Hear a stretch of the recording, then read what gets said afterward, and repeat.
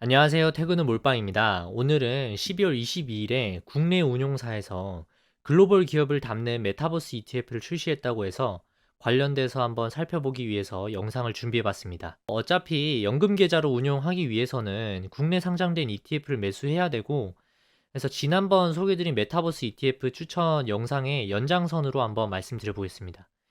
지난번 메타버스 ETF 영상에서는 국내 메타버스 관련주에 투자하는 ETF들이 대부분 게임 회사들의 비중이 높아서 아쉬움이 많이 남고, 때문에 미국 내 기업에 주로 투자하는 ETF로서 미국 상장돼 있는 메타 ETF를 말씀을 드렸었습니다.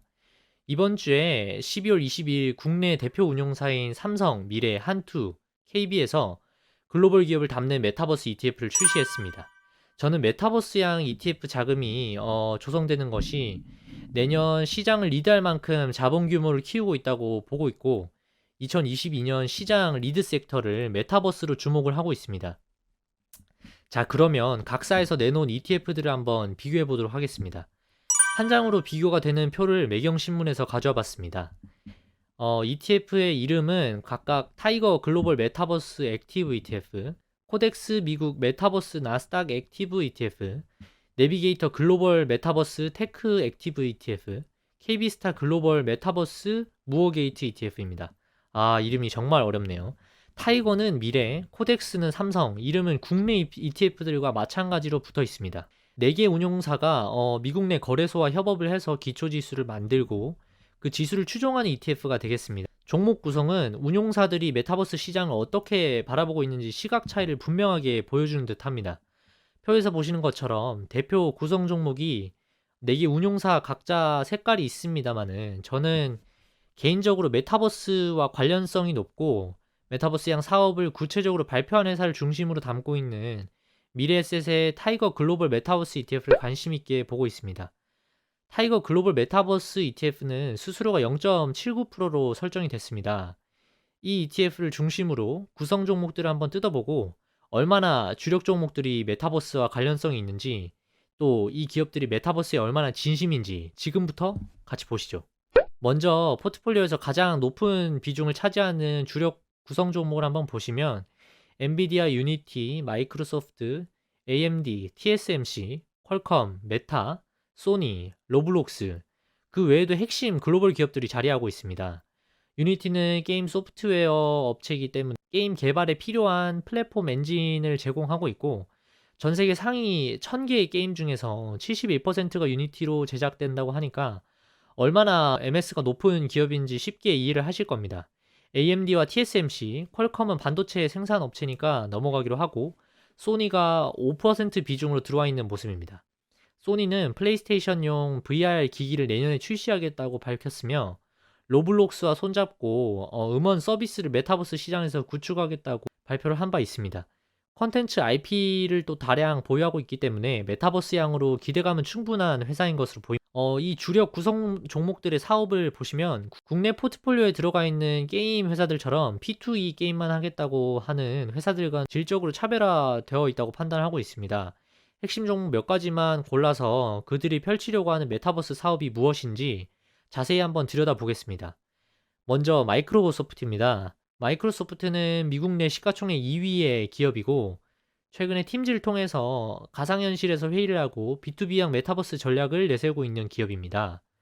CEO인 사티아 나델라는 메쉬라는 3차원 그래픽 솔루션과 손을 잡고 화상의 솔루션을 2022년인 내년에 출시하겠다고 밝힌 바 있습니다. 실제로 저희 회사에서도 팀즈를 주로 쓰는데, 화상회의는 아직 마이크로소프트 거를 사용하지 않고 줌을 많이 사용을 하는데, 아마도 글로벌 탑티어인 마소에서 가상 공간에서 화상 회의를 하도록 아마 최초로 출시를 해서 적극적으로 기업들에게 뿌린다고 한다면은 마이크로소프트의 새로운 수익원을 만들어 줄 수 있을 것으로 기대하고 있습니다. 제 개인적인 생각으로는 메타버스 시대의 핵심은 유저 확보입니다. 가상세계가 있다고 한들 소비자들이 그 공간 안에서 활동을 하지 않는다면 아무 의미가 없기 때문입니다. 마이크로소프트는 기업 고객들을 선점하기 위해서 이 B2B양 아바타 화상회의를 시발점으로 생각을 하고 있는 것으로 보입니다. 그런 측면에서 글로벌 메타버스 ETF의 주력 종목으로 들어간 두 번째 종목 로블록스를 살펴보겠습니다. 로블록스의 사용자 수의 추세는 상당히 중요한 지표로 여길 필요가 있습니다. 미국 내 대표적인 메타버스 관련주고 게임 생태계를 구축해서 그 안에서 점점 더 많은 영역의 활동들을 하게끔 하는 플랫폼 체제를 지향하고 있습니다. 보시는 유저 지표의 추세에서 올해 3분기 DAU가 4,730만에 달하고 있습니다. 미국 내에서는 14세 미만의 아이들이 어마어마하게 이 게임을 많이 하고 있는데 애널리스트들은 사용자가 게임을 개발하고 사용자가 사용 시간이 증가하게 되고 이는 사용자 이익 증가와 로블록스 매출 증가 그리고 결국에는 사용자 유입으로 이어지는 선순환 구조가 시장에서 강력한 힘을 낼 것이라고 이제 분석을 하고 있는데 실제로 로블록스 내 게임 개발자들이 지난해 벌어들인 수입은 1인당 평균 1만 달러 수준입니다. 많은 유저들이 게임을 만들고 게임을 소비하는 현상이 나타나고 있습니다. 사용자가 개발자로서 게임을 만든 건수가 약 5천만 개 이를 정도입니다. 이 게임을 하려면 로블록스 내에서 통용되는 로벅스라는 가상화폐를 지불해야 되기 때문에 유저가 많을수록 매출이 많이 발생할 수밖에 없는 구조입니다. 그래서 제가 유저 수가 얼마나 중요한지를 말씀드리는 것입니다. 실제로 최근 11월 유저 성장 지표가 나왔는데 10월 달에 DAU와 11월 DAU를 비교를 했을 때 약간 하락하는 구간이 있었다고 발표가 되면서 주가가 크게 빠진 적이 있습니다. 개인적인 생각으로는 흑자를 내기 전에 성장기에 진입하는 기업이 본격적으로 커가는 과정에서 반드시 겪어야 되는 진통이라고 생각을 하고 있고 로블록스의 가능성에 투자를 하는 방향이라면 이런 구간이 투자하기에 좋은 기회가 될 수 있겠습니다. 전반적으로 테이퍼링 조기 종료, 금리 인상의 시기가 앞당겨지는 이슈, 그리고 오미크론 이슈까지 실제로 기업의 성장성이나 실적이 훼손되지 않았음에도 주가가 하락하는 요인들이 많이 나오고 있기 때문입니다. 로블록스는 11월에 인베스터 데이라고 해서 행사를 개최했는데 모바일 게임, 스트리밍 비디오, 소셜 미디어로 플랫폼을 확장시키겠다고 밝힌 바 있습니다. 이 확장성이 향후 얼마나 로블록스의 매출을 늘려다 줄지 기대가 되는 부분인데요. 로블록스 내에서 게임을 만드는 개발자가 글로벌 시장으로 퍼져나가면서 글로벌의 유저들이 계속해서 늘어날 가능성을 언급한 바 있습니다. 감히 메타버스 대장주라고 할 만한 기업인 것 같습니다. 12개월 포워드 기준으로 PSR도 20배 수준이 되지 않습니다.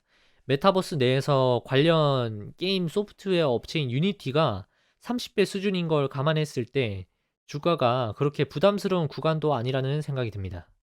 그 다음으로 최근에 가장 많은 투자들의 관심을 받았던 미국 내 반도체 시가총액 1위의 기업 엔비디아입니다.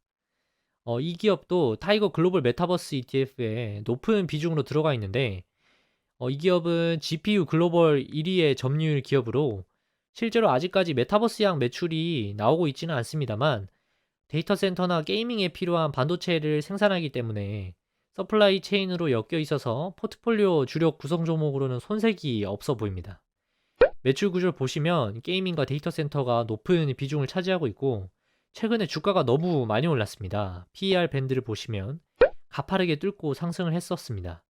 주가가 너무 한꺼번에 가파르게 올랐기 때문에 조정을 받는 구간에서도 가파르게 조정을 받을 가능성이 높습니다.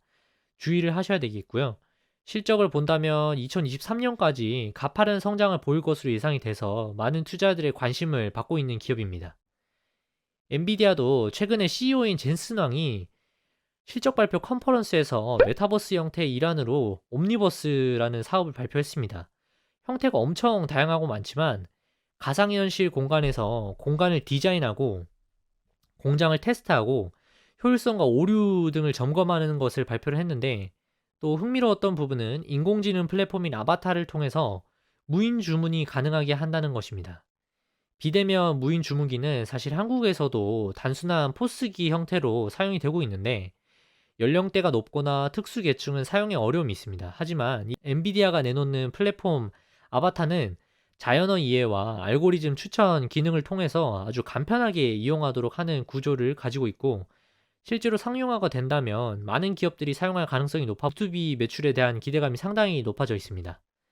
메타버스 시장 내에서 핵심 지위를 가지고 있는 업체들은 대부분이 미국에 상장되어 있는 기업입니다. 가급적이면 미국 기업에 투자를 적극 추천하고 싶은데 기업들이 컨텐츠면 컨텐츠, 플랫폼이면 플랫폼, 반도체 칩이면 칩, 분야별로 너무 다양하기 때문에 여러 기업들을 포트폴리오에 골라서 매수하는 것이 시간, 노력, 투자 금액 측면에서 상당히 부담스러울 수 있습니다. 그래서 다양한 기업들을 골라 담아주는 ETF를 추천드리고 싶은 건데, 내가 종목만 몇 개 선정을 해서 산다면 꼭 안 오르는 이상한 현상이 발생을 하거든요. 주당 10,000원짜리 ETF로 여러 개의 미국 내 핵심 메타버스 관련주를 담을 수 있다면 정말 좋은 투자 대안이라고 생각이 됩니다. 제가 오늘 준비한 영상은 여기까지입니다. 영상이 도움이 되셨다면 구독과 좋아요 부탁드립니다.